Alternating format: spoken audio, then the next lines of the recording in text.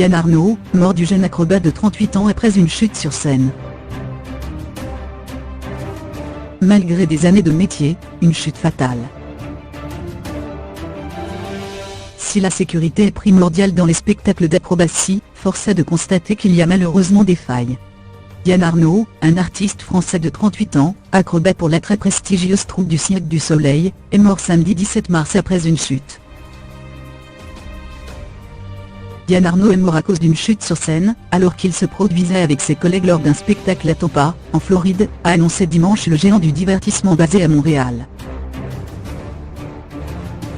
L'artiste, originaire de Champigny, Val-de-Marne, a fait une chute alors qu'il exécutait un numéro de sangle aérienne lors d'une représentation du spectacle Volta.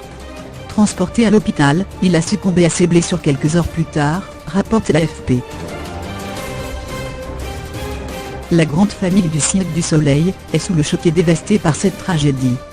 Yann était avec nous depuis plus de 15 ans, et était aimé par tous ceux et celles qui ont eu la chance de le connaître. Nous recueillons actuellement toutes les informations relatives à cet événement tragique. Nous offrons notre pleine collaboration aux autorités, alors qu'elles se penchent sur les circonstances de cet accident, a souligné dans un communiqué Daniel Lamar, président du groupe.